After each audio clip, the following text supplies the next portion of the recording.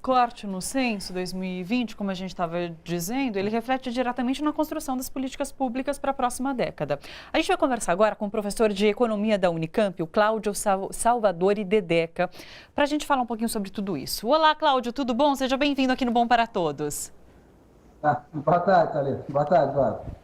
Eu queria que você explicasse para a gente, de um ponto de vista da economia, a importância, então, do Censo 2020 trazer informações que possam impactar, de fato, em políticas públicas nessa área. Vamos tratar de economia, principalmente.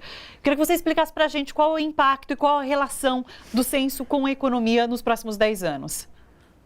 Olha, boa tarde a vocês, boa tarde a todos.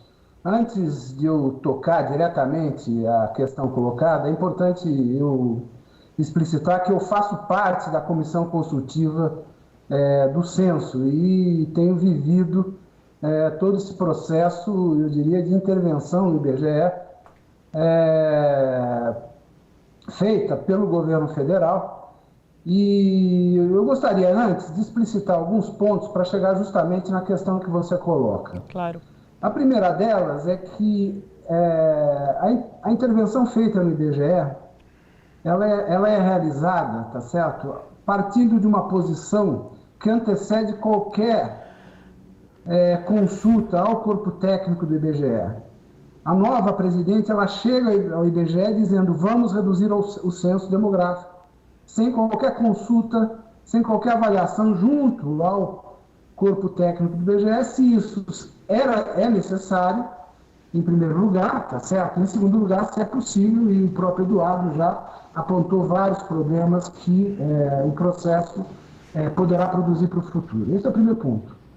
Essa intervenção política, ela é de tal ordem que ela se sustenta num argumento que é completamente falacioso. É importante ressaltar o seguinte: o questionário do censo tem 110 perguntas ou 80 perguntas. Essa extensão do questionário hoje não é a extensão relevante para medir o tempo e o custo, o tempo de aplicação do questionário e o custo para a sua realização em cada domicílio. Por quê? Porque a partir do momento que nós usamos um equipamento chamado PDA, que é o coletor de informação eletrônica, o que interessa não é o tamanho do questionário em si, mas o número de perguntas que, em média, cada indivíduo responde. Pois bem, para um questionário da ordem de 80, 90 questões, cada indivíduo do questionário da amostra, isso é o questionário ampliado do censo, responderia, em média, 44 questões. Isso é, o questionário, o tamanho efetivo do questionário para cada indivíduo não é 80 ou 90 ou 100 perguntas, mas são 44 questões. Pois bem, a redução proposta do questionário por parte da diretoria atual, para que vocês tenham alguma ideia, os ouvintes, significará manter as 44 questões. Isso é, perderá informação, mas não haverá redução do número médio de perguntas respondidas por cada indivíduo. Então, o argumento, na verdade, esse, do meu ponto de vista, é importante explicitar, apesar da dificuldade para o ouvinte, para o telespectador compreender, tá certo? Que é uma intervenção política, na verdade, enxugar gelo. Eu intervenho, entretanto, em termos objetivos, cada indivíduo, seja com 90, seja com 74 perguntas, continuará respondendo 44 perguntas em média. Por que isso? Porque tem um conjunto de perguntas que, apesar da sua importância enorme para o censo, é respondido por um número pequeno de pessoas. E isso é importante, ou de domicílios. Então, isso, eu coloco em primeiro lugar esse aspecto, desculpa ter bagunçado um pouco a pauta do programa, tá certo? Para explicitar que o objetivo da intervenção é um objetivo político na intervenção, com o objetivo de dobrar, tá certo, os técnicos do IBGE e submeter a uma lógica que será construída no futuro por parte dessa nova direção. Agora, respondendo... Não, mas peraí. Então, vamos lá, já que você mudou, eu vou mudar a pergunta também, porque partindo dessa sua afirmação de ser ter sido uma motivação política, por quê? O que o governo Bolsonaro não quer saber com essa pesquisa? Porque se a gente for comparar com a situação em que o Brasil estava em 2010 e a situação que o Brasil estará em 2020, existe essa motivação de não querer ter números em relação à situação do Brasil e que não vai ser uma boa situação? Sim, bem, é óbvio que é isso. Eu vou dar um exemplo colado à região metropolitana de São Paulo. A população economicamente ativa,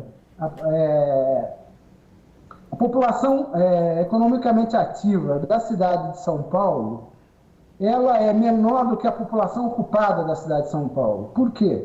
Porque a cidade de São Paulo absorve um conjunto enorme de pessoas que moram nas cidades periféricas da região metropolitana, mas trabalham na cidade de São Paulo. Pois bem, há uma segregação enorme do ponto de vista espacial e social no interior da região metropolitana de São Paulo.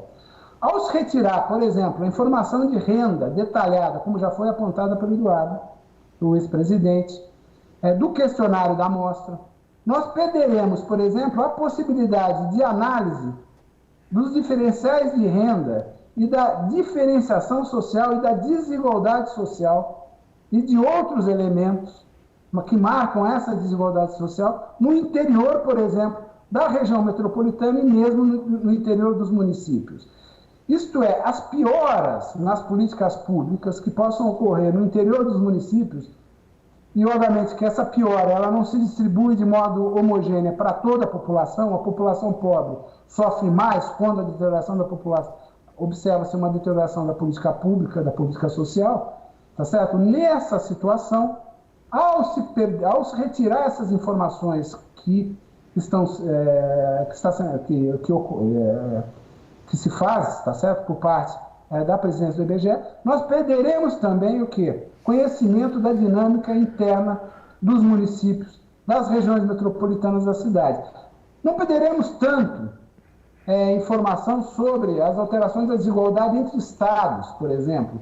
Essa não. Tá certo? Mas perderemos a informação que é fundamental para a execução da política pública, isso é, em termos espaciais, na região metropolitana da cidade de São Paulo, da região metropolitana de São Paulo, onde se encontram as famílias mais pobres, com maior déficit de moradia, com maior déficit por exemplo, de educação pública, porque uma das perguntas que está sendo retirada é se a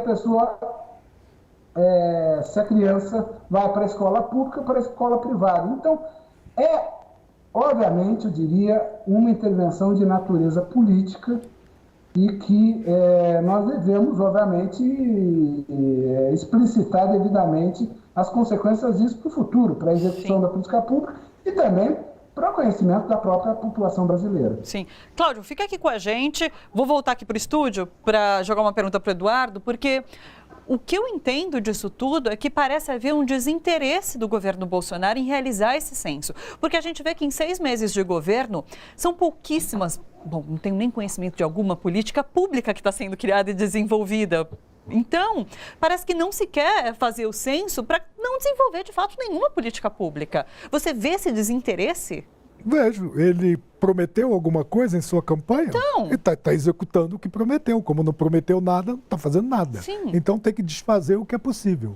Agora, complementando, inclusive, as questões que o Cláudio Deca já colocou, ainda sobre a renda, também não detalhando a origem da renda no seio da família e perguntando apenas ao chefe da família, chefe, que a gente já não sabe mais quem é ou se é a, Sim. Tem um outro problema, que no meio desse processo nós estamos fazendo uma baita de uma reforma previdenciária que nós sabemos que o ônus delas recairá sobre a população de mais baixa renda.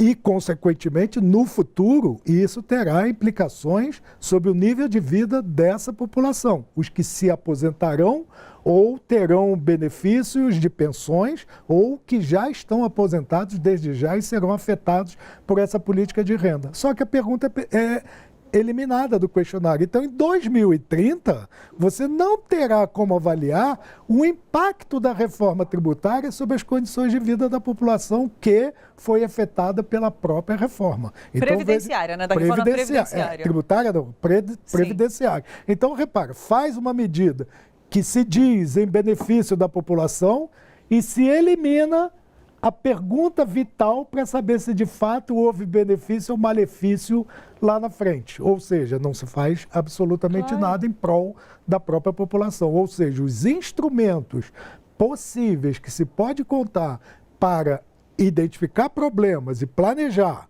e lá na frente avaliar, monitorar e corrigir rumos, estão sendo desfeitos. Ou seja, o desplanejamento é o que está caracterizando essa política do governo atual. Sim. E, infelizmente, o IBGE está no centro dessas medidas nesse ano de 2019. Sim. Cláudio, fica parecendo uma simples contagem. Não vai ter análise, não vai ter aprofundado nenhuma. É uma contagem da população.